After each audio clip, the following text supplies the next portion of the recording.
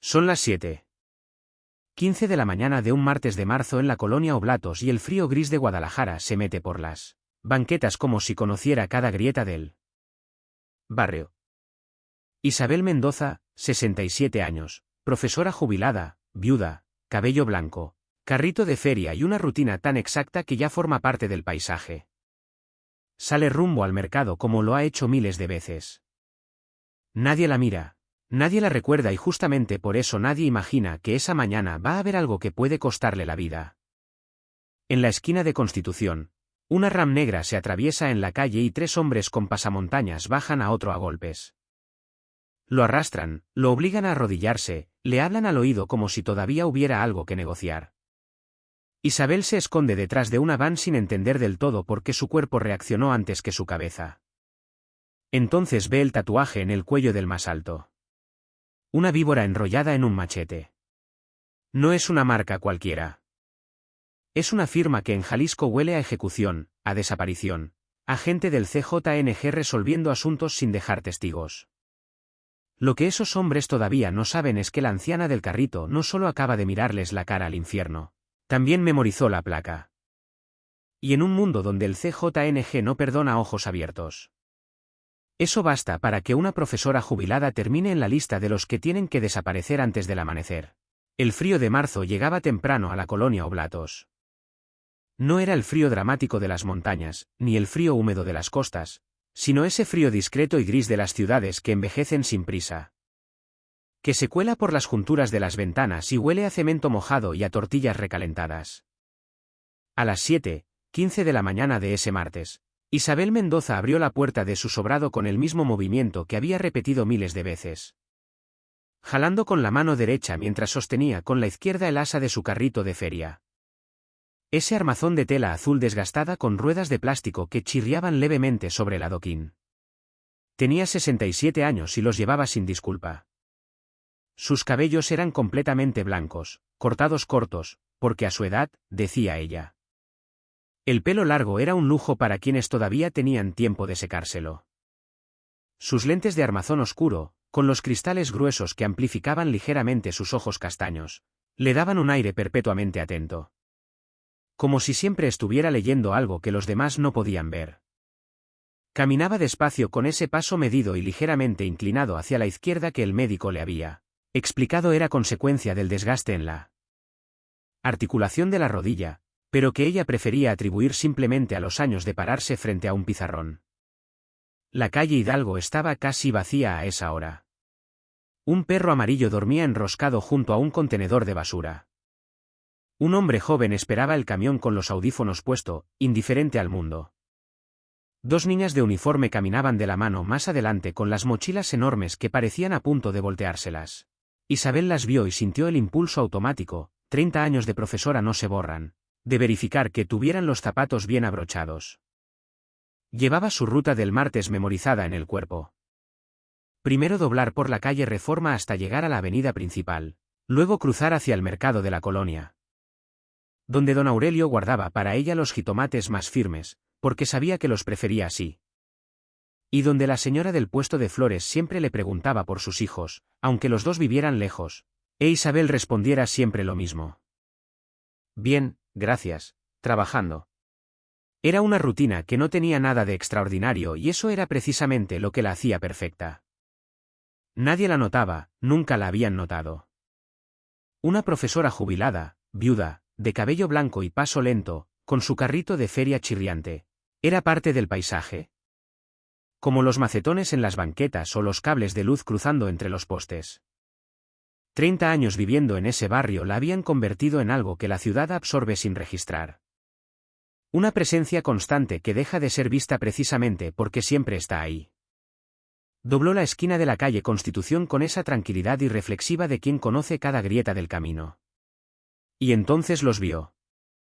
3 hombres con el rostro cubierto por pasamontañas negros arrastraban a un cuarto hombre fuera de una camioneta, Ram negra de doble cabina, estacionada en diagonal sobre el carril derecho. El hombre que arrastraban era delgado, con camisa de cuadros azules y pantalón de mezclilla. Y sus zapatos raspaban el asfalto mientras intentaba apoyar los pies sin conseguirlo. Suplicaba. Isabel no podía escuchar las palabras desde donde estaba, pero reconocía esa forma del cuerpo, esa curvatura de los hombros hacia adentro, esa cabeza gacha y temblorosa. Era la postura de alguien que implora. Se congeló. No fue una decisión consciente lo que la hizo moverse hacia atrás y pegarse a la carrocería de una van blanca, estacionada junto a la banqueta. Fue algo más antiguo que la razón, más rápido que el miedo. El instinto puro de un organismo que entiende el peligro antes de que la mente lo procese. Se quedó ahí inmóvil con el carrito apretado contra el muslo, sin respirar del todo. Los tres hombres obligaron al de la camisa de cuadros a arrodillarse en el borde del encintado. Uno de ellos, el más alto con una chamarra de nylon verde oscuro, se inclinó hacia el hombre arrodillado y le dijo algo al oído. El hombre sacudió la cabeza, repitió el gesto desesperado, como si negando pudiera deshacer lo que ya estaba ocurriendo. Fue en ese momento cuando Isabel vio el tatuaje. El ejecutor había levantado el brazo para revisar algo en la chamarra y la manga se corrió apenas unos centímetros. Ahí en el cuello, justo por encima del borde del pasamontañas, una víbora enrollada en un machete. El trazo era grueso, antiguo, de tinta negra con sombras azuladas. No era un tatuaje de moda, era una marca. Isabel la reconoció sin saber exactamente por qué. Había visto esa imagen en algún noticiero, en alguna conversación que había preferido no escuchar. En alguno de esos titulares que uno aprende a leer rápido y a olvidar más rápido aún por simple instinto de preservación. Memorizó la placa de la camioneta sin proponérselo. Era un hábito de profesora. Los detalles entraban solos. Uno de los hombres le dio al arrodillado un culatazo en la cabeza. El hombre cayó hacia un lado y entre los tres lo levantaron y lo volvieron a meter a la fuerza en la cabina trasera. La camioneta arrancó con un rugido sordo y desapareció doblando la siguiente esquina en menos de 10 segundos. La calle quedó vacía. El perro amarillo no se había movido. El joven de los audífonos seguía esperando el camión. Las dos niñas de uniforme ya habían doblado la esquina. Isabel tardó un momento en darse cuenta de que seguía apretando el asa del carrito con tanta fuerza que los nudillos le dolían. No fue al mercado, regresó a casa caminando despacio, más despacio que de costumbre, mirando el piso. Y en ningún momento se le ocurrió pensar en la cámara instalada sobre la entrada de la panadería del otro lado de la calle. Esa cámara pequeña de carcasa gris que había capturado con perfecta claridad la silueta de una mujer de cabello blanco escondida detrás de una van, mirando fijamente hacia la escena. Esa noche Isabel no cenó. Calentó agua para el té como siempre, pero la taza quedó sobre la mesa de la cocina, enfriándose mientras ella permanecía sentada frente a ella sin tocarla. La cocina era pequeña y ordenada, con los azulejos blancos que ella misma había escogido hacía 22 años. Cuando todavía vivía Ernesto y los dos habían decidido que era hora de renovar la casa. Había una foto de él en el refrigerador, sujeta con un imán en forma de tortuga que le había traído su hijo menor de un viaje a Oaxaca. Ernesto sonreía en la foto con esa sonrisa levemente torcida que ella siempre había considerado su rasgo más honesto. Isabel miró la foto y luego miró el teléfono sobre la mesa. Durante horas, el argumento fue el mismo que repetía en ciclo. No había visto nada concluyente. Un hombre golpeado, sí, pero vivo. Una discusión violenta, probablemente cosas que pasan. Guadalajara era una ciudad grande, con sus zonas de sombra como toda ciudad grande. Y una señora de su edad no tenía por qué meterse en asuntos que no entendía del todo. Tenía la rodilla mala, tenía 2 hijos que la necesitaban sana, tenía una vida que aunque modesta era suya. Se levantó a las 11 de la noche para calentar de nuevo el té. Pensó en Rodrigo, su alumno de 3er año. Al que le había repetido durante un semestre entero que copiar en los exámenes era una forma de mentirse a uno mismo. Pensó en la vez que había llamado a los padres de una niña para contarles que su hija llegaba a clases con hambre y, como esa llamada había desencadenado una serie de hechos que eventualmente habían sacado a la pequeña de una situación que nadie quería nombrar directamente.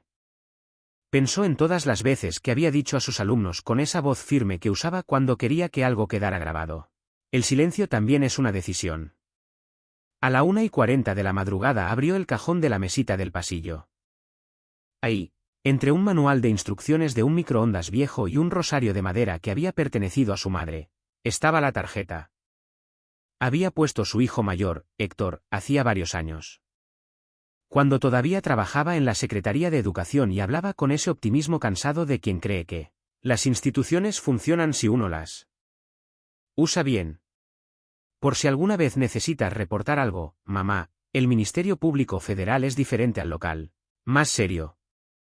Ella había tomado la tarjeta sin mucho convencimiento y la había guardado ahí, como se guardan las cosas que no se quieren tirar. Pero tampoco se quieren ver. La sostuvo entre los dedos un momento. El papel estaba levemente amarillado en las esquinas. Marcó el número en voz baja, como si el volumen de su voz pudiera cambiar el peso de lo que estaba haciendo. Contestó una grabación, luego un tono, luego una voz de mujer que sonó adormilada pero profesional. Isabel habló despacio, eligiendo las palabras con el mismo cuidado con que elegía las palabras cuando explicaba algo difícil a un alumno que estaba a punto de rendirse. Describió la calle, describió la hora. Describió la camioneta y la placa que tenía grabada en la memoria con esa fidelidad involuntaria que a veces la irritaba y a veces la sorprendía. Describió el tatuaje. Una víbora enrollada en un machete en el cuello del hombre más alto con chamarra de nylon verde. No dijo su nombre completo. Dijo que vivía en la colonia Oblatos nada más. Y cuando la voz al otro lado empezó a hacer preguntas, que si podía venir a declarar, que si tenía forma de confirmar identidad, que si quería un número de folio, Isabel sintió que el suelo se movía levemente bajo los pies. Como cuando uno se para demasiado tiempo y la circulación falla. Colgó sin responder. Se quedó con el teléfono en la mano, sentada en el borde de la cama, mirando la oscuridad del cuarto. Afuera en la calle, un camión pasó lento. La luz de los faros barrió brevemente el techo. Isabel dejó el teléfono sobre la almohada de Ernesto. Ese lado de la cama que no había vuelto a usar desde que él murió, pero que tampoco había reformado con cojines ni con ropa. Como hacen algunas viudas para ocupar el espacio vacío. Y recostó la cabeza. No durmió bien, pero durmió. Lo que no sabía, lo que no podía saber, era que el ramal al que había llamado llevaba meses intervenido. No de manera burda. No con cables colgando de postes como en las películas viejas, sino con esa elegancia invisible de la corrupción moderna. Un operador administrativo dentro de la estructura del Ministerio Público local, que redirigía ciertas llamadas entrantes. Filtraba cierta información y recibía puntualmente una cantidad de dinero en una cuenta en Culiacán que nunca tenía su nombre. En menos de 48 horas alguien iba a escribir el nombre de Isabel Mendoza en una lista y esa lista no era el tipo de lista que se archiva en un cajón. 3 días después la calle había cambiado. Isabel lo notó de la misma manera que notaba cuando un alumno venía a clase con algo que no quería decir. No era un detalle grande, era la acumulación de detalles pequeños que no encajaban del todo. El hombre de la chamarra café que llevaba más de 2 horas parado en la esquina de Constitución sin hacer nada visible. El automóvil plateado que había pasado frente a su casa la mañana anterior y luego otra vez al atardecer. Demasiado despacio para el tráfico normal de esa calle. La señora del puesto de periódicos, que la había saludado con una mirada un segundo más larga que de costumbre. Como si estuviera a punto de decirle algo. Se convenció a sí misma de que exageraba, era lo más razonable, hasta que escuchó el golpe en la puerta del martes a la tarde. Doña Mercedes, su vecina de 74 años, estaba en el umbral con el gato naranja en los brazos y una expresión que Isabel reconoció de inmediato. La expresión de quien trae una noticia que no quiere dar pero no puede guardar. Isabel, dijo en voz baja, inclinándose levemente hacia adentro, como si el volumen fuera a proteger el contenido de las palabras. Ayer en el mercado había 2 hombres preguntando por ti, no por nombre, así, con rodeos, preguntando si alguien conocía a la señora de cabello blanco. Que vive sola en la calle Hidalgo, preguntando cuando sales, por dónde caminas. Isabel sostuvo la mirada de su vecina. ¿Cómo eran? Jóvenes. Con esa cara de no ser de aquí, ¿tú me entiendes? Isabel asintió despacio, esa silla de madera con el respaldo ligeramente torcido, en la que había tomado miles de decisiones domésticas sin importancia. Esta vez no era una decisión doméstica. Por primera vez el martes por la mañana, Isabel Mendoza dejó de convencerse de que exageraba. El teniente coronel Carlos Fuentes llegaba siempre antes que sus hombres. Era una costumbre que venía de lejos, de los años en que su padre, suboficial retirado de la 7ª Región Militar, le había enseñado que un oficial que llega primero al lugar ya tiene la primera ventaja. No era una filosofía grandiosa. Era simplemente una manera de estar en el mundo que con los años se había convertido en algo parecido al carácter. A las 6:45 de esa mañana de marzo. Fuentes ya estaba en la oficina con el café sobre el escritorio y los informes de la noche desplegados frente a él, como si fueran las páginas de un libro que llevaba meses tratando de terminar. Tenía 54 años y los gestos de un hombre que no desperdicia movimientos. La cara angulosa, el cabello canoso cortado al rape, los ojos oscuros que tenían esa particularidad de mirar sin dar la sensación de estar mirando. Era delgado con la delgadez funcional de quien come para rendir, no para disfrutar. Y vestía siempre el uniforme con una exactitud que algunos de sus subordinados interpretaban como rigidez y los más atentos reconocían como respeto. En la pared detrás de su silla, entre mapas y organigramas actualizados con marcadores de colores, había una fotografía. Un operativo en la zona de Tonalá, 2 años atrás que había terminado mal, no colgada como trofeo ni como recordatorio dramático, sino simplemente ahí, visible, como se tiene sobre la mesa un objeto que te recuerda que nada está garantizado. El operativo había fracasado por un filtro de información dentro de la estructura del Ministerio Público Regional. 4 meses de trabajo, 17 agentes expuestos, 2 confidentes quemados. Fuentes nunca había levantado la voz al respecto. Había escrito el informe, lo había archivado y había seguido trabajando, pero no había olvidado. La llamada del informante llegó esa misma mañana mientras revisaba el segundo café del día. Era un hombre que trabajaba en el área administrativa del Ministerio Público Local. Un funcionario menor de cuya existencia Fuentes sabía hacía 18 meses, pero a quien nunca había presionado demasiado, prefiriendo mantenerlo como un recurso de bajo perfil para momentos de alta precisión. El hombre habló rápido con esa tensión contenida de quien tiene miedo de que lo vean al teléfono. Una llamada anónima había entrado 3 días atrás al ramal intervenido. Una mujer mayor. Colonia Oblatos. Descripción de un incidente con vehículo y personas encapuzadas. Un tatuaje en el cuello, víbora enrollada en un machete. Fuentes no reaccionó visiblemente, puso el café sobre el escritorio con cuidado. ¿Ya la identificaron?, preguntó. Sí, ayer. Tienen nombre y dirección.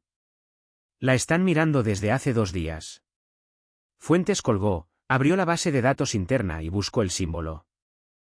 La víbora enrollada en un machete era la marca personal de un hombre conocido operativamente como el Alacrán, alias de cobertura dentro de las redes del CJNG en Jalisco. Para un coordinador regional cuyo nombre real aparecía en al menos 3 expedientes distintos sin que ninguno hubiera prosperado. 14 ejecuciones documentadas en 26 meses, responsable de por lo menos 2 infiltraciones confirmadas en estructuras municipales. Era exactamente el hilo que Fuentes llevaba 2 años buscando jalar. Y ahora ese hilo tenía la forma de una profesora jubilada de 67 años que vivía sola en la Colonia Oblatos y que, según el informante, tenía menos de 48 horas antes de que el cartel decidiera que era más eficiente hacerla desaparecer que seguir vigilándola. La encontró en la farmacia del barrio. Al día siguiente por la tarde. Fuentes llevaba ropa civil, pantalón oscuro, camisa de manga larga sin distintivo, zapatos comunes. Se había tomado 10 minutos para estudiar el patrón de movimiento de la mujer, según lo que el informante había descrito. Y había calculado que la farmacia era el punto de menor exposición. Llegó antes que ella, compró un analgésico que no necesitaba y esperó. La vio entrar con su carrito sin él, con esa manera de caminar que de lejos parecía lenta y de cerca era simplemente precisa. Se acercó cuando ella esperaba frente al mostrador. Lo suficientemente cerca para hablar sin elevar la voz y lo suficientemente lejos para no generar alarma. Señora Vargas, dijo en voz baja, sin mirarla directamente, fingiendo revisar los productos del estante lateral. Isabel giró la cabeza apenas. Fuentes colocó sobre el mostrador, discretamente una identificación militar de la unidad de inteligencia. No la dejó ahí más de 3 segundos. Tiene usted 2 días, quizás menos, Antes de que ellos decidan que es más simple eliminar que perseguir. Necesito 20 minutos de conversación. ¿Puedo ayudarla? Isabel lo miró. Era una mirada larga, evaluadora, del tipo que no busca simpatía, sino información. La mirada de alguien que lleva décadas leyendo si una persona dice la verdad o la está ensayando. No lo conozco, dijo con voz tranquila. No. Y tiene todo el derecho de no confiar en mí. Váyase, dijo ella, sin hostilidad, sin miedo visible. Con la misma firmeza con que debió de haber sacado del aula a más de un padre conflictivo en 30 años. Fuentes asintió una sola vez, recogió la identificación y se fue sin insistir. Esa noche, pasadas las 10, deslizó un sobre por debajo de la puerta del sobrado de la calle Hidalgo. Adentro había una sola cosa, una fotografía impresa en papel mate. La toma era de la cámara de la panadería. Mostraba con una claridad incómoda a una mujer de cabello blanco escondida detrás de una van mirando hacia el centro de la calle. La foto estaba fechada y al reverso, escrita con bolígrafo negro en letra apretada y vertical. Había una sola línea, un número de teléfono, nada más. Isabel encontró el sobre a las 11 de la noche cuando fue a la cocina por un vaso de agua. Lo abrió bajo la luz del pasillo. Miró la fotografía durante un tiempo que ella misma no hubiera podido calcular. Luego la puso sobre la mesa, se sirvió el agua. Se la tomó despacio y regresó a la sala donde había dejado el teléfono. Marcó el número, sonó 2 veces. Señora Vargas, contestó Fuentes sin sorpresa en la voz. 20 minutos, dijo ella, y si me parece que me está mintiendo, cuelgo y no vuelvo a contestar. Entendido. Afuera, la calle Hidalgo estaba en silencio. El frío de marzo seguía siendo el mismo frío, discreto y gris de siempre. Y en la esquina de Constitución, un hombre con chamarra café miraba hacia la fachada del sobrado sin moverse. La conversación duró 42 minutos. Fuentes no lo dijo en voz alta, pero lo registró internamente con esa precisión de contador que tenía para los tiempos operativos. Había calculado 20 minutos para convencerla de que era real, 10 para que ella decidiera si confiaba y el resto para obtener lo esencial. Lo que no había calculado era que Isabel Mendoza no funcionaba en ese orden. Se habían encontrado en el interior de un vehículo sin distintivo estacionado a 3 cuadras de su casa. En una calle lateral junto a una vulcanizadora cerrada. Fuentes había llegado primero. Isabel había llegado caminando sola con una puntualidad que lo sorprendió y antes de subir al vehículo había mirado hacia ambos lados de la calle con una calma que no era indiferencia, sino algo más complejo. La calma de quien ya tomó una decisión y dejó el miedo del otro lado de ella. Se sentó, lo miró. Usted dijo que tienen la fotografía, empezó ella, sin preámbulo. ¿Cuánto tiempo lleva esa cámara ahí? Fuentes respondió. Ella escuchó y entonces, en lugar de hablar de lo que había visto, empezó a hacer preguntas precisas, incómodas. Del tipo que revelan que quien las formula ya estuvo pensando sola durante días y llegó más lejos de lo que cualquiera esperaría. ¿Hasta dónde llegaba la infiltración en el Ministerio Público? ¿Tenía Fuentes manera de garantizar que sus propios canales no estuvieran comprometidos?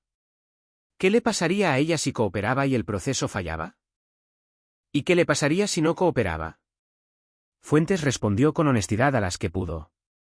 Para las que no pudo, dijo que no podía. Isabel anotó mentalmente cuáles eran cuáles.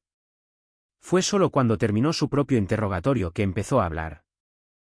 Lo que salió de su boca en los siguientes 20 minutos dejó a Fuentes con el cuaderno abierto y el bolígrafo quieto, escuchando.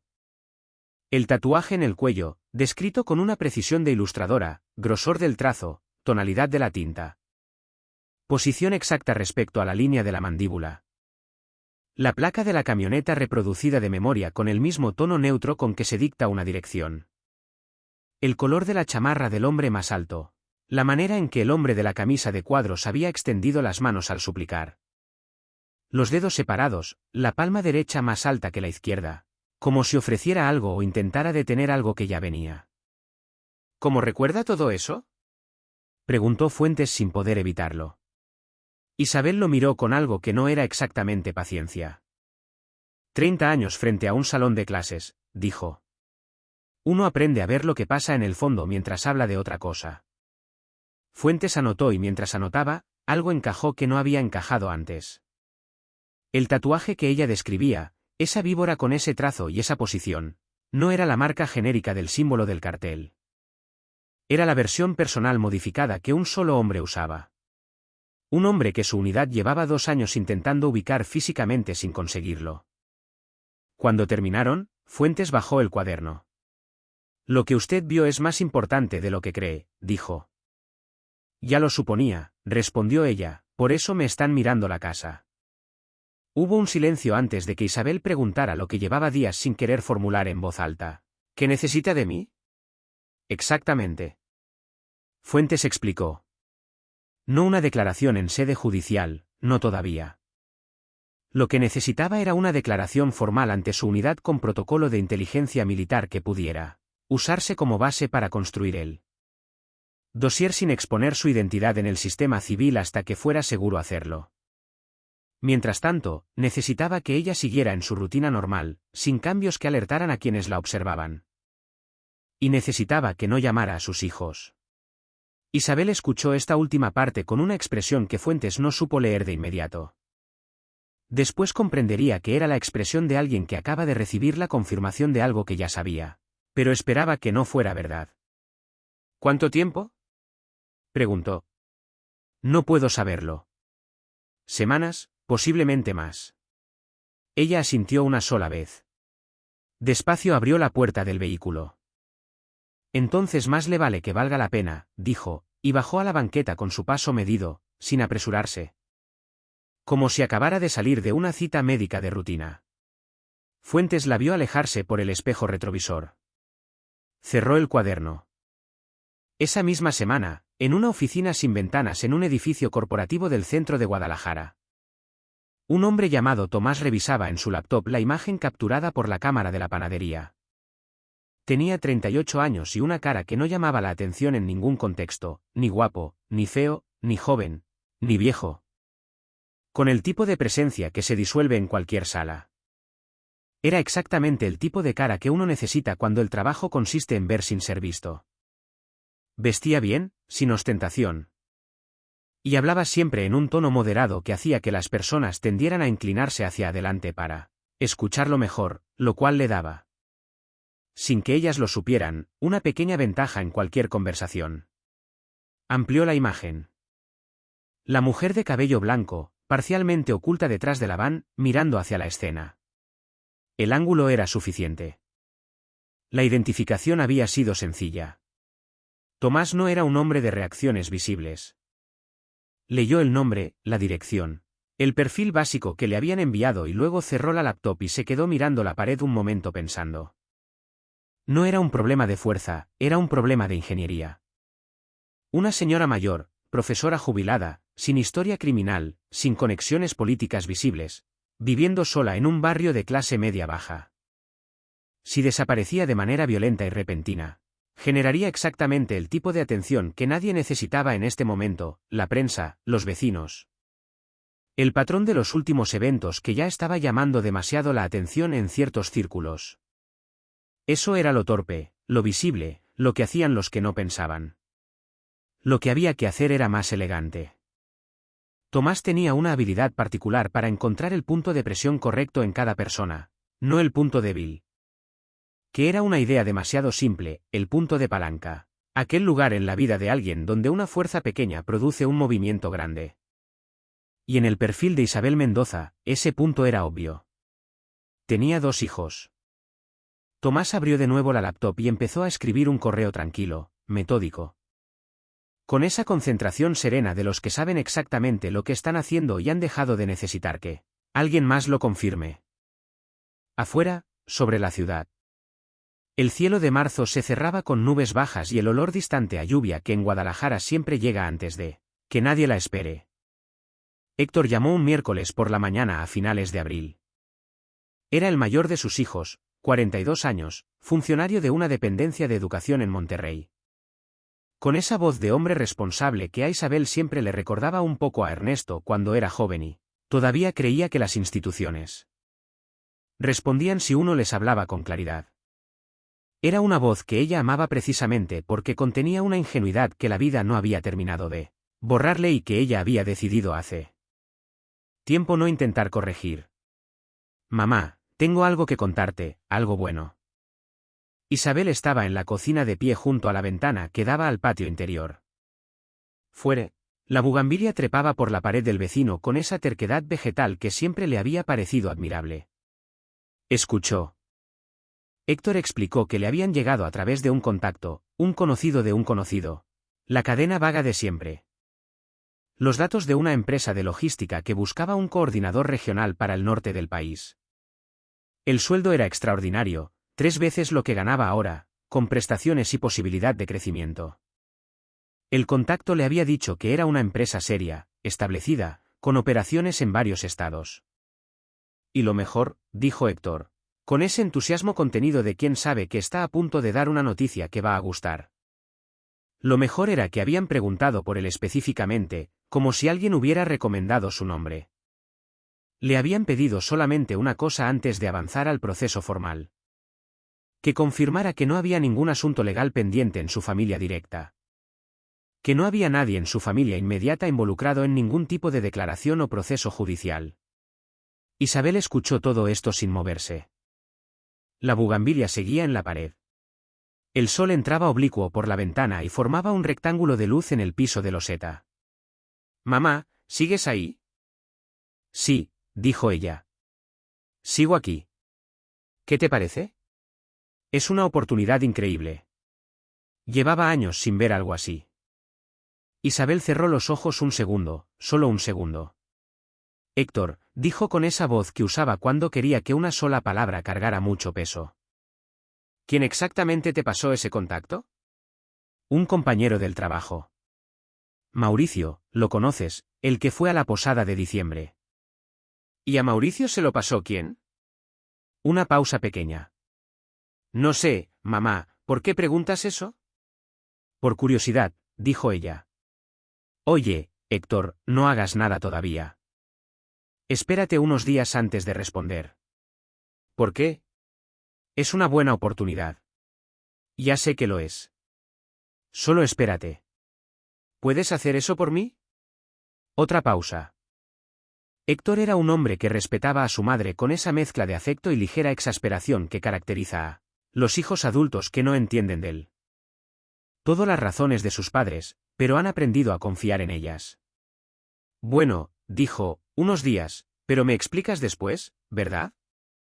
«Después», dijo ella, «te lo prometo». Colgó. Se quedó con el teléfono en la mano, mirando el rectángulo de luz en el piso. El estómago le pesaba de una manera que no tenía que ver con el hambre. Lo habían encontrado, no a ella directamente, no todavía, sino algo más delicado y más preciso. Habían encontrado el lugar donde ella era vulnerable y lo habían usado con una elegancia que en otras circunstancias Isabel quizás hubiera reconocido como inteligente. Ahora solo la reconocía como peligrosa. Marcó el número de Fuentes. Se reunieron esa misma tarde en un café de la Avenida Federalismo. Una de esas fondas de barrio con mesas de plástico y televisor encendido que nadie mira. Donde 2 personas pueden hablar sin que nadie les preste atención. Isabel llegó primero. Esta vez pidió un café de olla y lo tuvo en las manos. Cuando Fuentes entró, lo vio desde la puerta y se sentó frente a ella sin saludar con efusividad. Le contó lo de Héctor. Fuentes escuchó sin interrumpir con ese silencio funcional de quien registra mientras procesa. ¿Su hijo sabe algo de lo que está pasando?, preguntó cuando ella terminó. Nada, hay que mantenerlo así. Por ahora eso lo protege. Lo sé. Isabel bajó el café. Por eso no le dije nada, pero necesito que entienda lo que esto significa. Ya no están esperando a ver qué hago. Están moviendo piezas. Eso cambia algo. Fuentes asintió y en el silencio de ese asentimiento había una confirmación que ninguno de los dos necesitaba verbalizar. El cerco se estaba cerrando más rápido de lo previsto. Necesito que firme la declaración esta semana, dijo Fuentes. No, la siguiente, esta. Isabel lo miró por encima del borde de la taza. Y después la movemos a un lugar seguro. Temporalmente. ¿Cuánto es temporalmente? El tiempo que tome construir el caso con lo que usted nos dé. Isabel puso la taza sobre la mesa con un pequeño golpe seco que no era enojo, sino precisión. Teniente coronel, dijo, y sonó en su boca como cuando un maestro llama a un alumno por su nombre completo. Llevo 40 años sin pedirle nada a nadie que no fuera razonable. No voy a empezar ahora.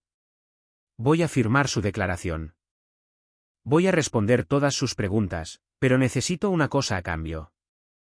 Dígame que a mis hijos no les pase nada. No me importa lo que cueste o lo que complique, eso no es negociable. Fuentes la miró un momento. En sus años de servicio, había recibido muchas condiciones en muchas conversaciones. Algunas eran razonables, algunas eran imposibles, algunas eran las dos cosas al mismo tiempo. Entendido. Dijo. Isabel asintió, recogió su bolsa, dejó el dinero del café sobre la mesa, exacto, sin esperar cambio, y se levantó. Entonces, dígame cuándo y dónde. Salió a la avenida. El tráfico de la tarde zumbaba sordo y constante.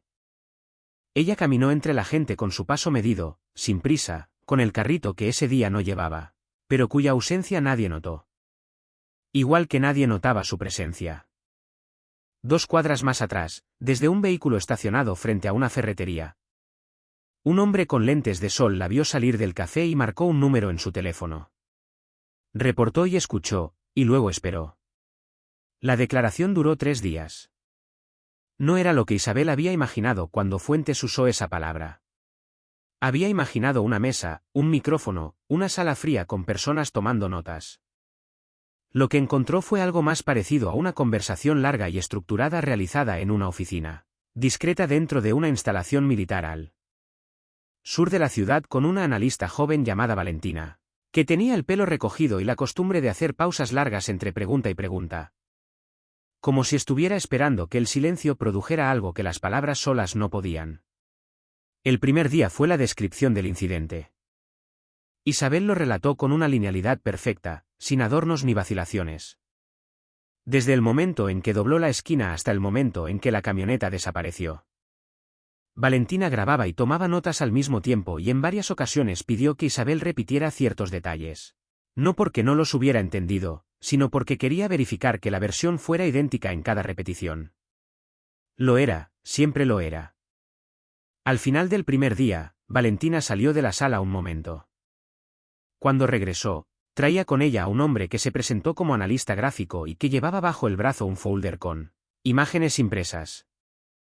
Señora, voy a mostrarle algunas imágenes de tatuajes. Quiero que me diga si alguna corresponde a lo que vio. Isabel revisó las páginas con calma, pasándolas una por una.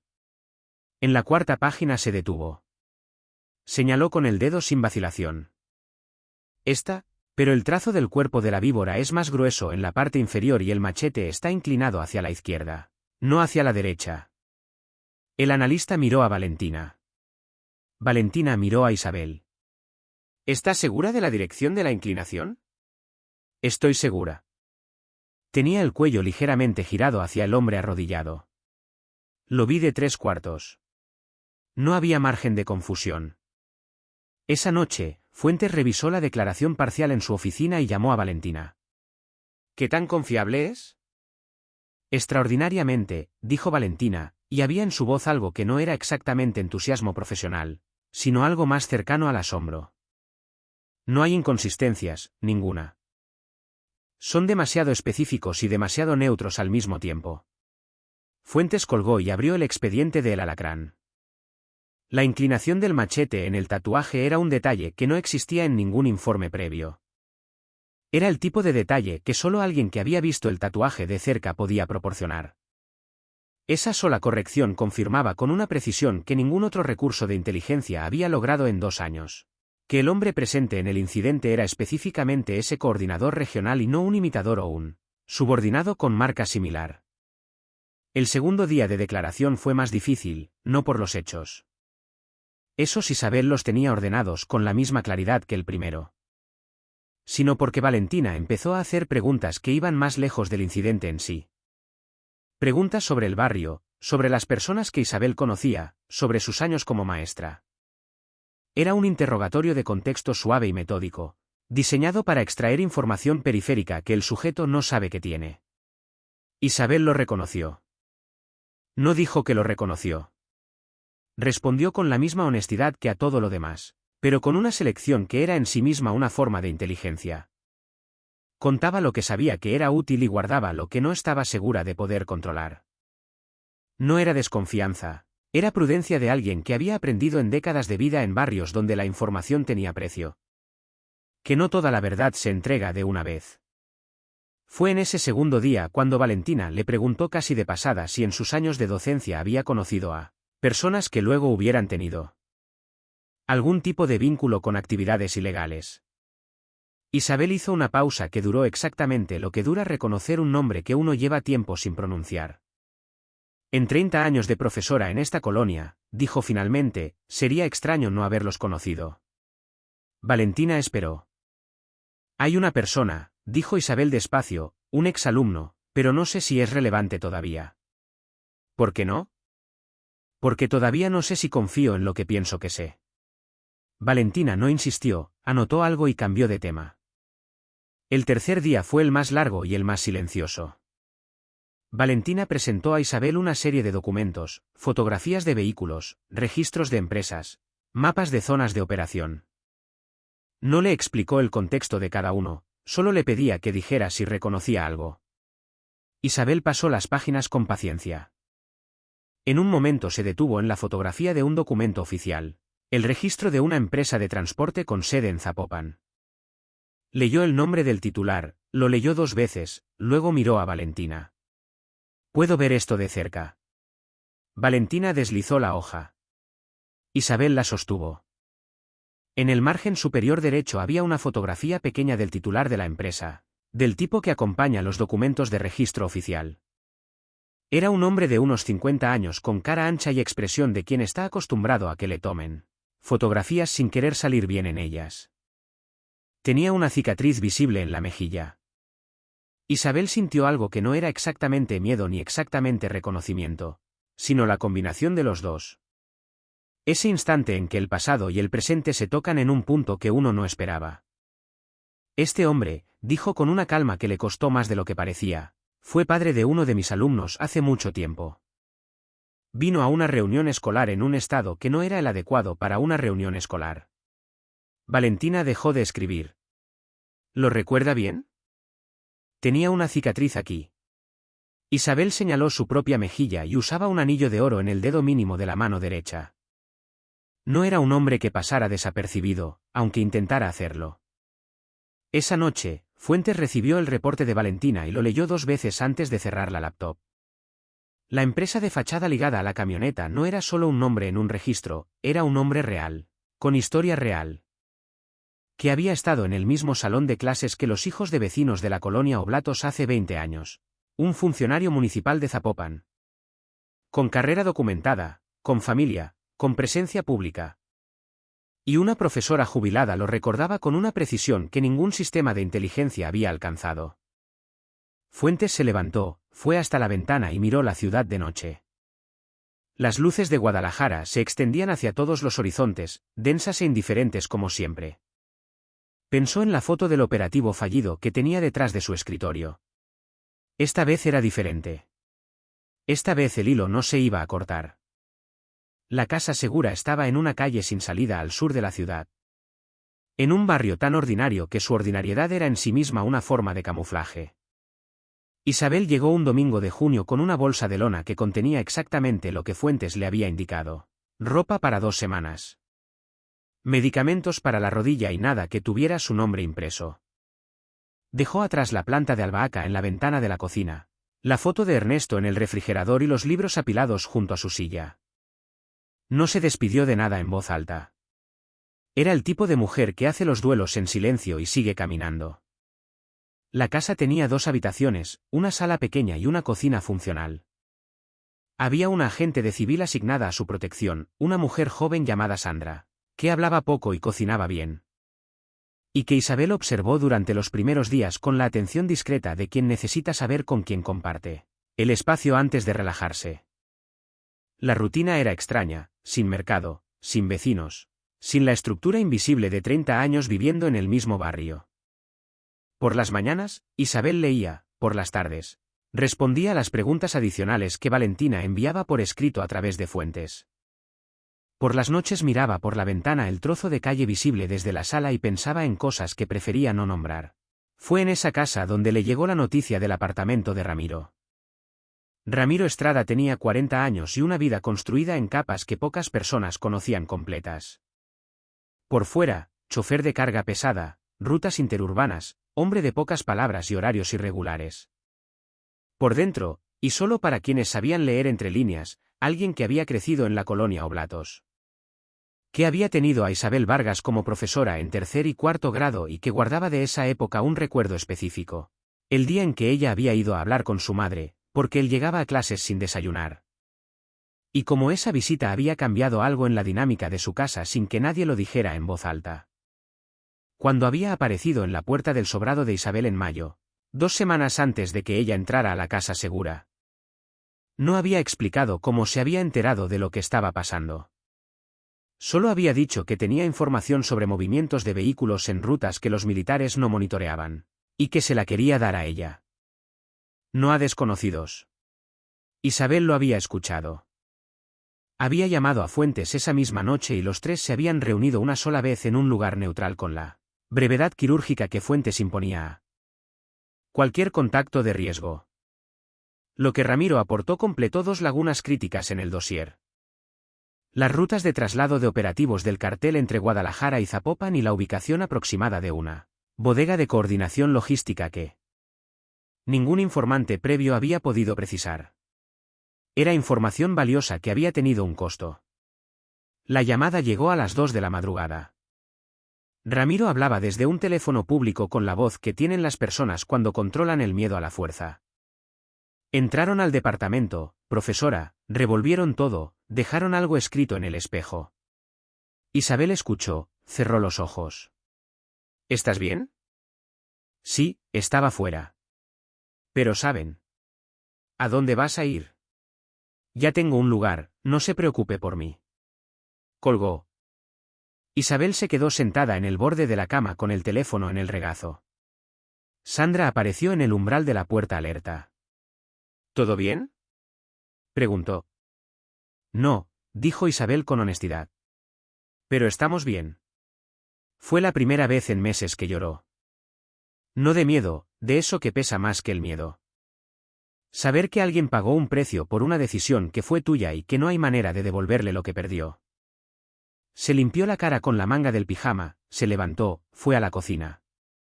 Calentó agua y cuando Sandra apareció también en la cocina sin haber sido llamada, Isabel le sirvió una taza sin preguntarle si quería. Las 2 mujeres tomaron té en silencio mientras afuera la ciudad dormía. Indiferente como siempre. El general Fuentes era un hombre honesto. Eso era exactamente el problema.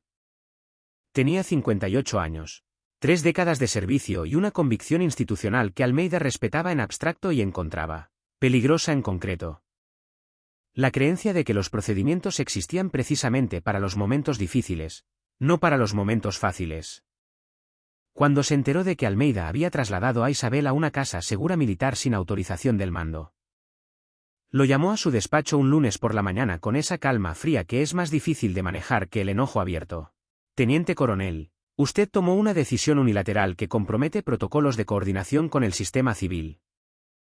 Con respeto general, el sistema civil tiene un agente comprometido. Esa es una afirmación seria que requiere evidencia formal. Tengo documentación parcial suficiente para no arriesgar a la testigo. Fuentes lo miró durante un momento. ¿Suficiente para usted? No suficiente para el protocolo. Hizo una pausa. Quiero a la señora transferida al programa de protección civil antes del viernes. Almeida no respondió de inmediato. En ese silencio cabían 2 años de operativos saboteados, un informante quemado, 4 meses de trabajo destruido en una noche. No puedo hacer eso, general. Fuentes entornó los ojos apenas. ¿Está usted desobedeciendo una instrucción directa? Estoy solicitando que se postergue esa decisión hasta que pueda presentar la documentación completa. Tiene 48 horas. Almeida pasó esas 48 horas sin dormir más de 3 horas seguidas. Tenía la documentación sobre el agente comprometido en el sistema civil, pero era parcial.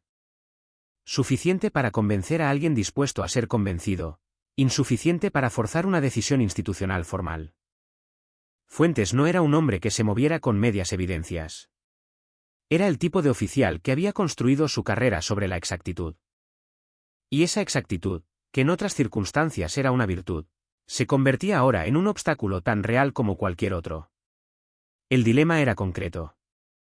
Si entregaba a Isabel al sistema civil y el agente comprometido filtraba su ubicación, todo lo construido en semanas desaparecía. Si desobedecía a Fuentes formalmente, arriesgaba su carrera y posiblemente la operación completa. La tercera opción era la que llevaba días evitando mirar de frente. La madrugada del segundo día, Almeida abrió en su computadora el canal de comunicación directa con la Sedena. Lo había usado una sola vez en años anteriores en una situación que había resultado ser menos grave de lo que parecía.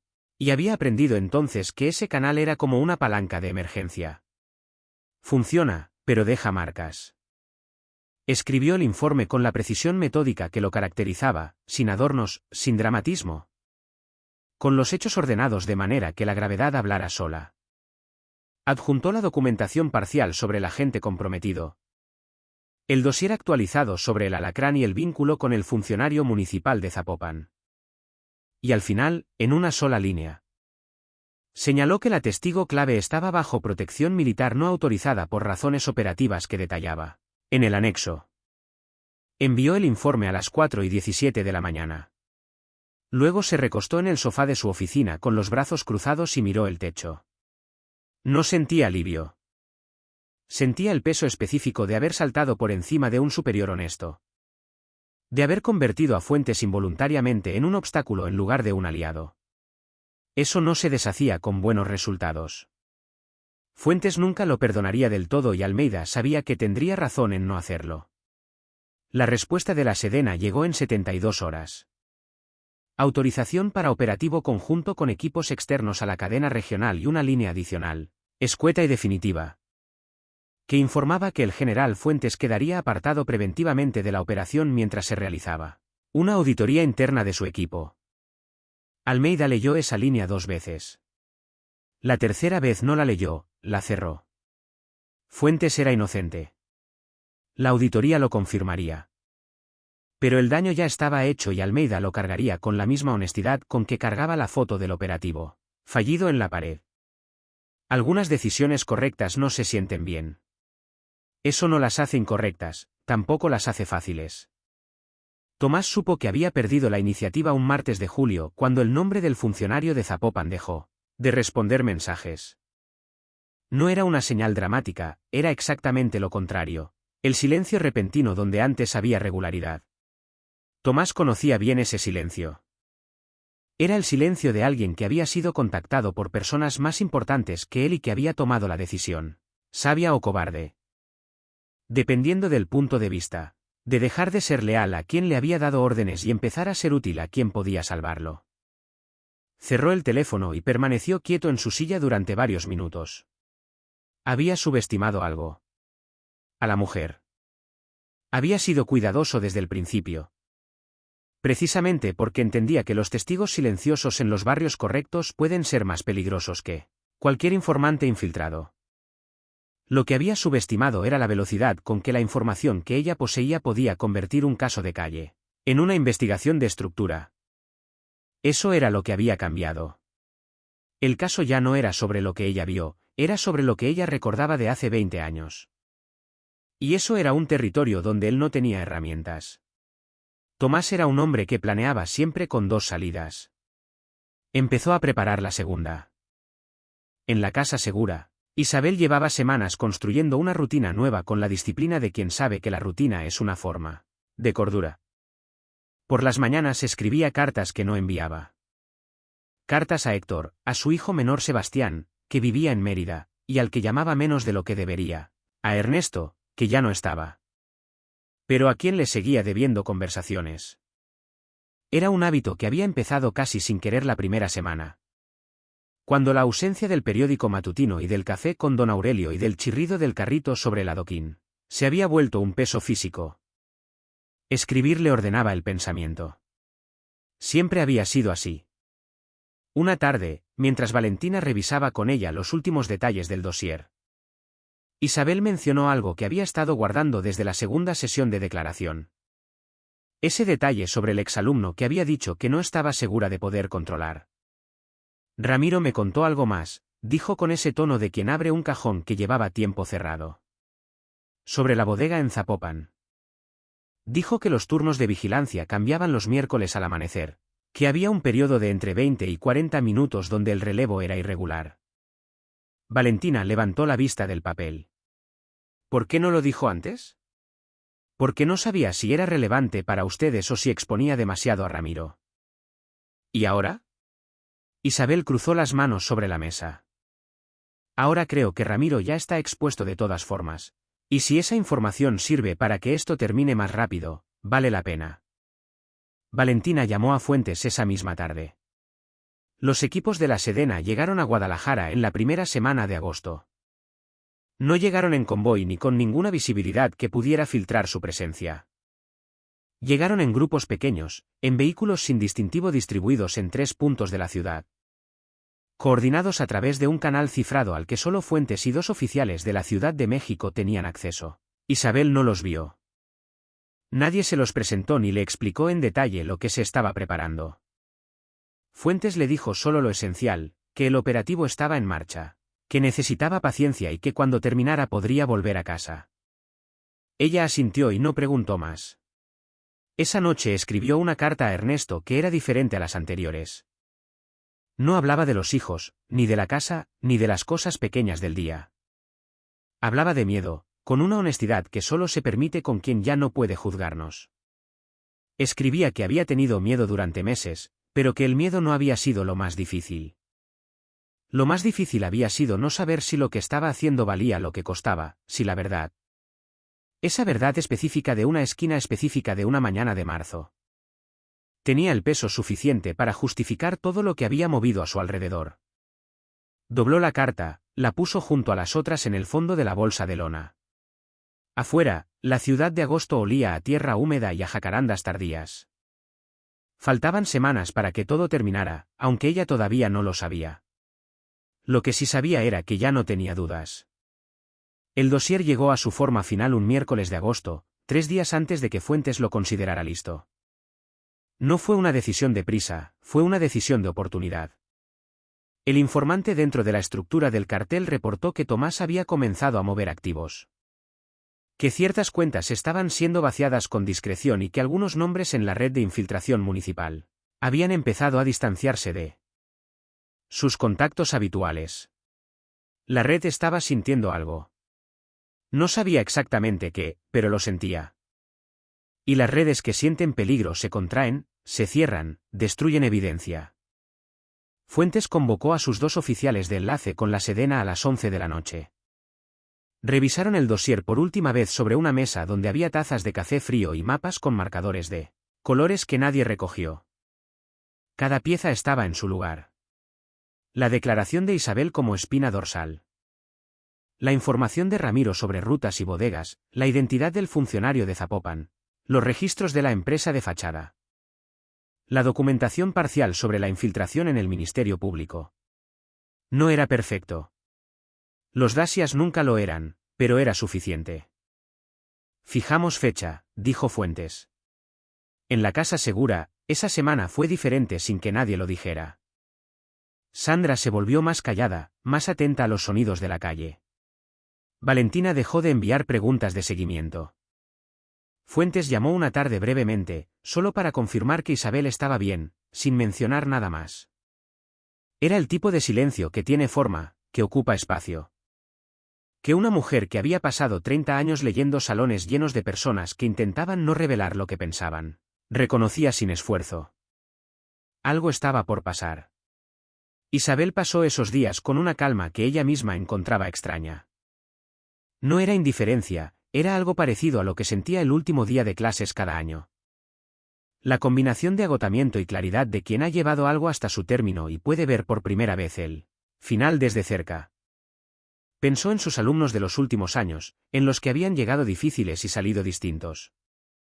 En los que habían llegado con hambre y ella había llamado a sus casas.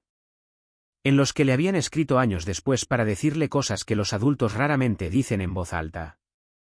Pensó en Ramiro, que había aparecido en su puerta como si el tiempo fuera una deuda que se paga cuando se puede. Pensó en Héctor, que seguía sin saber nada y al que tendría que explicarle algo cuando todo terminara sin poder explicarle todo. Esa atención, lo que se puede decir y lo que debe guardarse, era quizás lo más pesado de cargar, más que el miedo, más que el encierro. Tomás salió de Guadalajara un jueves por la tarde, no en avión, no por carretera principal, en una camioneta de carga con placas de Nayarit. Mezclado entre trabajadores de una empresa de construcción que no sabían quién iba con ellos. Llevaba consigo un teléfono nuevo. Una identidad de respaldo preparada con meses de anticipación y la certeza fría de que había hecho lo que podía, con lo que tenía. No sentía derrota. Sentía la incomodidad pragmática de quien reconoce que una jugada no salió como planeaba y que la siguiente partida empieza en otro tablero.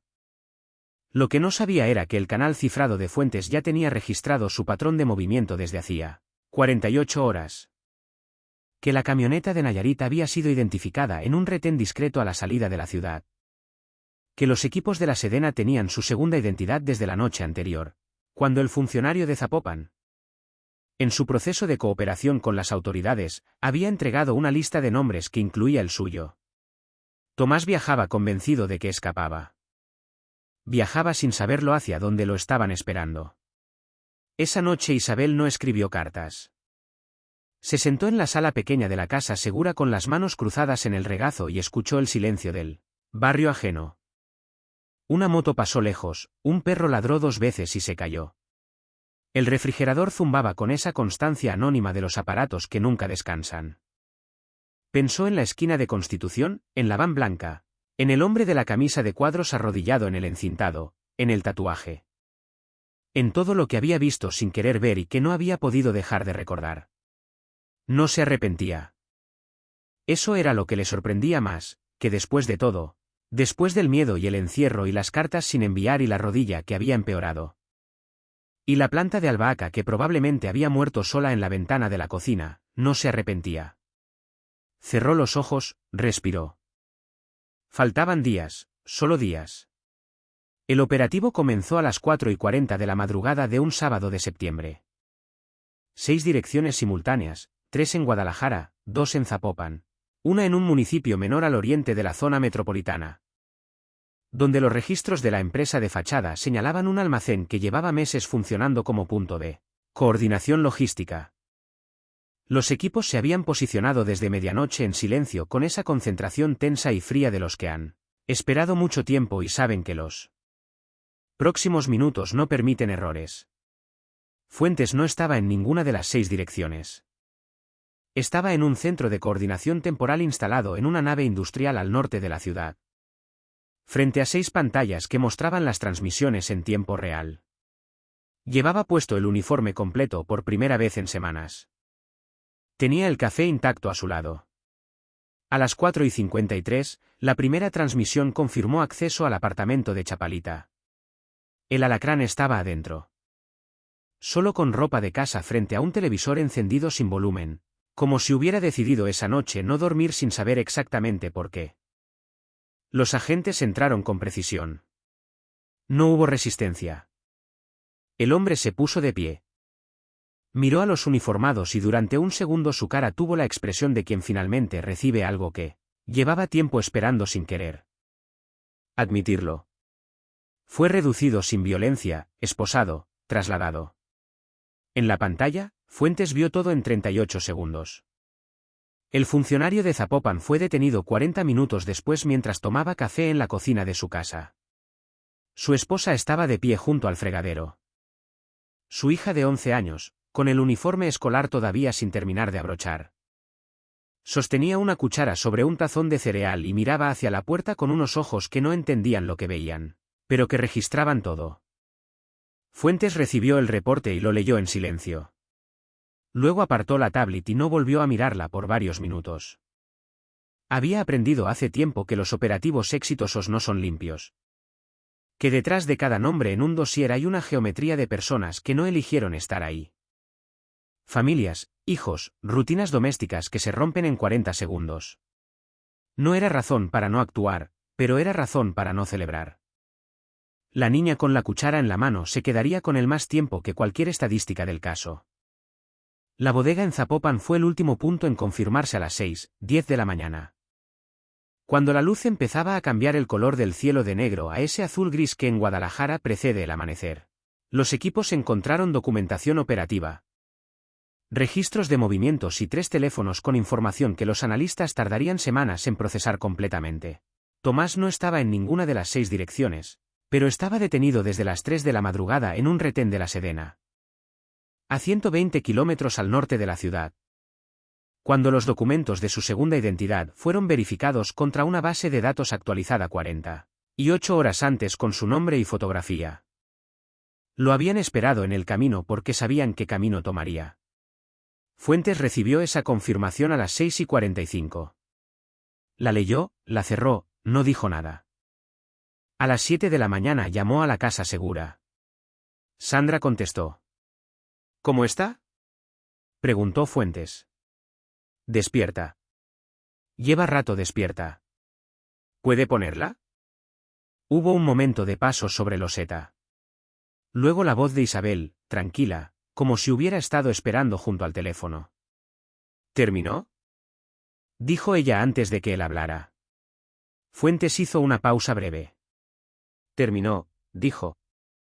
Al otro lado de la línea, un silencio que no era vacío, sino todo lo contrario. El silencio de alguien que lleva meses cargando algo y acaba de soltarlo y necesita un instante para aprender de nuevo cómo se respira sin ese peso. Gracias, dijo Isabel con una voz que era firme y pequeña al mismo tiempo. Gracias a usted, respondió Fuentes. Y ninguno de los dos añadió nada más porque no hacía falta. Los días que siguieron al operativo tenían la textura extraña de las convalescencias. El ruido era mucho. Los resultados se filtraron a la prensa en fragmentos, como siempre ocurre con estas cosas. Primero un titular impreciso, luego una versión más detallada. Luego las especulaciones que llenan los espacios que los reportes oficiales dejan vacíos. Los noticieros hablaban de un operativo coordinado contra células del CJNG en Jalisco, de la detención de un coordinador regional de alto perfil, de vínculos con la administración municipal de Zapopan. Mencionaban en algunos casos a una testigo civil anónima, cuya declaración había sido el punto de partida de la investigación. Isabel veía las noticias desde la sala de la casa segura, con una distancia que no era frialdad, sino agotamiento. Era la misma historia que ella conocía desde adentro, contada desde afuera. Y el contraste entre las dos versiones era tan grande que a veces tenía que recordarse a sí misma que hablaban de lo mismo. Sandra le trajo café una mañana y se sentó frente a ella. ¿Cómo se siente? Isabel pensó la respuesta con honestidad. Cansada, dijo, muy cansada, pero bien. La llamada de Héctor llegó 4 días después del operativo. No sabía nada específico todavía, pero había visto las noticias. Había sumado cabos con la intuición de un hijo que conoce a su madre y llamó con esa voz tensa y controlada de ¿quién quiere hacer una pregunta? Pero tiene miedo de la respuesta. Mamá, ¿estás bien? Estoy bien, Héctor. ¿Dónde estás? En un lugar seguro. Pronto voy a casa. Una pausa larga. Tiene que ver con lo que salió en las noticias. Isabel miró por la ventana el trozo de calle que había aprendido a conocer en semanas. Una señora pasó con un carrito de mandado. Un niño en bicicleta demasiado grande para él pedaleaba con esfuerzo y concentración. Cuando llegue a casa te cuento lo que pueda contarte, dijo. Está bien así. Otro silencio. Luego, sí, mamá. Está bien así. ¿Y Héctor, qué? Esa oferta de trabajo que te llegó en abril, no la aceptes. Una pausa más larga que las anteriores. Ya lo sabías. Ya lo sabía. Héctor respiró. Cuando habló, su voz tenía algo que Isabel no había escuchado en él desde que era niño. Una vulnerabilidad sin disculpa. ¿Estuviste en peligro? Estuve en una situación difícil. Ya pasó. Mamá, estoy bien, te lo juro. Hizo una pausa. Heredaste la terquedad de tu padre, pero también su buen juicio. Confía en eso. Colgaron. Isabel se quedó con el teléfono en la mano un momento antes de dejarlo sobre la mesa. Fuentes fue a verla el miércoles siguiente sin uniforme, sin agenda formal.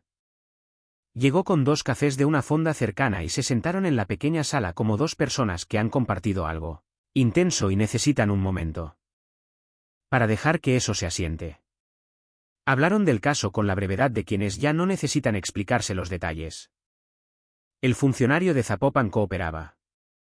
La red de infiltración en el Ministerio Público estaba siendo desmontada con la documentación del dossier como guía. El agente comprometido había sido identificado y suspendido. Quedaban hilos sueltos como siempre quedan, pero la estructura central había cedido. Tomás estaba detenido. El alacrán aguardaba proceso. ¿Y el general Fuentes? Preguntó Isabel. Fuentes tardó un segundo antes de responder. La auditoría confirmó que era honesto. Está de regreso en funciones. Habló con usted brevemente, ¿está enojado? Tiene derecho a estarlo. Isabel asintió despacio mirando su café.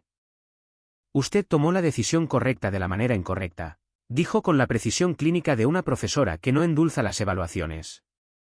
Fuentes la miró. Sí, dijo, exactamente eso. Hubo un silencio que no era incómodo, sino honesto. Afuera, el barrio ajeno hacía sus ruidos de siempre. Y en ese momento ordinario, en esa sala pequeña con 2 cafés enfriándose, algo que había estado bajo presión durante meses cedió suavemente. Sin drama, como cede el peso cuando finalmente uno lo deposita en el suelo. Isabel regresó a casa un viernes de octubre a media mañana. Cuando la luz del otoño en Guadalajara tiene esa calidad dorada y oblicua que hace que todo parezca ligeramente irreal. Como una fotografía tomada con demasiada exposición. Fuentes la llevó en un vehículo sin distintivo de civil, sin escoltas visibles. Era una decisión calculada. La presencia de uniformes frente a su casa generaría exactamente el tipo de atención que convenía evitar. La amenaza directa había sido neutralizada, pero la discreción seguía siendo el mejor escudo disponible para alguien que prefería ser invisible. Doblaron la esquina de la calle Hidalgo e Isabel miró hacia afuera por la ventana con esa expresión contenida de quien reconoce algo profundamente suyo después de mucho tiempo. La fachada del sobrado estaba igual. Los macetones de la vecina de enfrente seguían ahí. El poste con los cables cruzados. La banqueta con su grieta larga y diagonal que ella conocía de memoria porque la esquivaba cada semana desde hacía años. Nada había cambiado. Eso era de alguna manera lo más extraño de todo. Bajó del vehículo despacio con el cuidado extra que la rodilla exigía cuando llevaba mucho tiempo sentada. Sacó la bolsa de lona del asiento trasero. Fuentes hizo ademán de ayudarla y ella lo detuvo con un gesto pequeño, sin brusquedad. El gesto de alguien que necesita cargar sus propias cosas hasta su propia puerta. Él lo entendió. Se quedó junto al vehículo. Isabel subió los 2 escalones de la entrada, sacó la llave, abrió. El interior de la casa olía a cerrado, a ese silencio acumulado de los espacios que han estado solos demasiado tiempo. La planta de albahaca en la ventana de la cocina estaba seca con las hojas convertidas en papel café. La foto de Ernesto seguía en el refrigerador, sujeta por la tortuga de Oaxaca, con esa sonrisa torcida que no había cambiado ni iba a cambiar. Isabel dejó la bolsa sobre la silla de la cocina, fue a la ventana, abrió. El aire de octubre entró con olor a tierra y a algo que florecía en algún patio cercano. Cuando volvió a la calle, Fuentes seguía apoyado en el vehículo con los brazos cruzados. Mirando el pavimento con esa expresión de los hombres que piensan en voz baja. Caminaron sin hablar hasta la esquina de Constitución. Era una distancia de menos de media cuadra, pero los dos la recorrieron con la lentitud de quienes saben que están llegando a algún lugar que importa. Se detuvieron en la banqueta. Frente a ellos, el encintado donde un hombre de camisa de cuadros había estado arrodillado una mañana de marzo. La calle estaba ordinaria y viva. La ciudad seguía siendo la ciudad, indiferente y constante, sin ninguna marca visible de lo que había ocurrido ahí 7 meses antes. Isabel miró el encintado durante un tiempo que Fuentes no midió. No dijo nada, él tampoco. Luego ella levantó la vista hacia la panadería del otro lado de la calle. La cámara pequeña de carcasa gris seguía ahí sobre la puerta, la misma que la había capturado escondida detrás de la van. Siempre supe que estaba ahí, dijo Isabel en voz baja. Fuentes la miró. ¿Cómo? La vi esa mañana cuando me escondí. Por un segundo antes de que la camioneta arrancara, la vi. Hizo una pausa. Supe que alguien me había visto, pero seguí mirando de todas formas. Fuentes no respondió de inmediato. Procesó eso con la misma atención con que procesaba cualquier dato que cambiaba la perspectiva de algo que creía entender. ¿Por qué no lo mencionó antes? Isabel se encogió levemente de hombros. Porque no cambiaba nada, ya lo había visto, ya no podía desverlo. Fuentes guardó eso en silencio. Luego ella lo miró y dijo algo que él no esperaba y que esa noche anotaría en su diario personal con la misma letra apretada y vertical con que había escrito la nota en el reverso de la fotografía meses atrás. Pasé 30 años enseñando que hacer la cosa correcta importa, que el silencio es una decisión, que la verdad tiene peso, aunque cueste cargarla. Se detuvo. Nunca pensé que iba a tener que probármelo a mí misma. El sol de octubre caía oblicuo sobre la calle Constitución. En algún patio cercano, alguien encendió una radio y una canción vieja llenó el aire por un momento antes de disolverse en el ruido de la ciudad. Fuentes no dijo nada porque no había nada que decir que fuera a la altura de eso. El martes siguiente, Isabel salió con el carrito de feria a las 7:15 de la mañana con el frío nuevo de octubre que en la colonia Oblatos llega sin anunciarse y huele a cemento mojado y a tortillas recalentadas. Abrió la puerta del sobrado con la mano derecha mientras sostenía el asa con la izquierda. Las ruedas de plástico chirriaron sobre el adoquín con esa nota familiar que durante semanas había extrañado sin querer admitirlo. Caminó despacio. La rodilla seguía igual, quizás levemente peor por los meses de inactividad, y el médico, al que había ido la semana anterior, había vuelto a recomendarle el mismo tratamiento que ella seguía aplicando a medias. No era terquedad exactamente.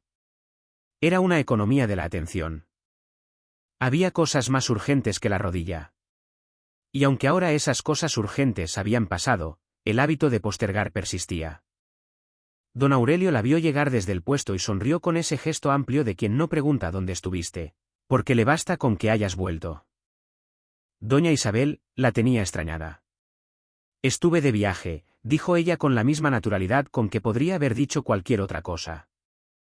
Él le apartó los jitomates más firmes sin que ella los pidiera. Ella los revisó uno por uno con los pulgares como siempre y eligió los que necesitaba con la precisión de quien conoce exactamente lo que busca. Doña Mercedes la esperaba en la banqueta frente a su puerta con el gato naranja en los brazos y una expresión que era mitad alivio y mitad reclamo. Isabel, ¿cuándo llegaste? El viernes. ¿Y no me avisaste? Llegué cansada. Mercedes hizo una pausa y la miró con afecto genuino. Gracias por no decirle nada a nadie. En el mercado. Mercedes alzó levemente el mentón con esa dignidad pequeña de las personas que hacen las cosas correctas sin necesitar que se lo reconozcan.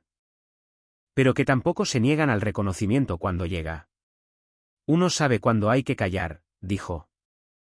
Isabel asintió y en ese intercambio breve y sin adornos entre dos mujeres mayores en una banqueta de barrio, había más entendimiento que en muchas conversaciones más largas y más solemnes. Esa tarde, Isabel tiró la planta seca de albahaca y lavó la maceta. La puso en el mismo lugar de la ventana de la cocina, vacía, lista para lo que viniera después. Limpió la casa con esa energía particular del regreso, que no es alegría exactamente, sino algo más físico, el impulso de recuperar el espacio. De devolver las cosas a su lugar, de confirmar con el cuerpo que uno ha vuelto de verdad. Preparó la cena, llamó a Sebastián, su hijo menor en Mérida, que tenía la voz clara y algo apresurada de siempre. Y que le preguntó por la rodilla y le contó que su hija, la nieta de Isabel, había perdido un diente y que el hueco en la sonrisa la hacía ver más grande de lo que era. Isabel se rió de eso con una risa corta y genuina que le sorprendió a ella misma por lo ligera que se sentía. Colgó. Se quedó sentada a la mesa de la cocina con la taza de té entre las manos. La foto de Ernesto en el refrigerador, la tortuga de Oaxaca. La ventana con la maceta vacía que pronto tendría una planta nueva. El chirrido que el carrito haría el próximo martes sobre el adoquín. Pensó en el alacrán esperando proceso en alguna celda. En el funcionario de Zapopan cooperando con los investigadores. Mientras su familia procesaba en silencio lo que él había hecho. En Tomás, detenido, sin la elegancia que lo había definido, reducido al mismo sistema que había manipulado durante años. En Ramiro, que le había enviado un mensaje escueto a través de Fuentes: estoy bien, profesora. Gracias por todo. En Fuentes mismo cargando el peso de la decisión sobre Fuentes con esa honestidad severa que Isabel había reconocido desde el principio como la señal más confiable de su carácter. En Héctor, que vendría a visitarla el mes siguiente y al que le contaría lo que pudiera contarle y guardaría el resto con cuidado. No por miedo, sino por amor. La red de infiltración se estaba desmontando hilo a hilo. Los procesos avanzaban. El trabajo seguía, como siempre sigue, lento y fragmentado e imperfecto. Porque así es como funciona la justicia cuando funciona, no de golpe y de una vez, sino en capas, con retrocesos y demoras. Y personas que cargan partes distintas del mismo peso sin conocerse entre sí. Isabel bebió el té. Afuera, la colonia Oblatos hacía sus ruidos nocturnos de siempre. Un perro, un camión, la radio lejana de algún vecino, el mundo ordinario y constante que había estado ahí antes de marzo y que seguía ahí en octubre. Indiferente a lo que había ocurrido en su interior. Nadie la notaba, nunca la notaban. Pero esta vez, sentada sola en su cocina con la taza en las manos y la foto de Ernesto en el refrigerador y la maceta vacía, esperando en la ventana. Isabel Mendoza supo exactamente lo que eso significaba y no le pesaba, le pertenecía. Espero que hayas disfrutado de la historia de hoy.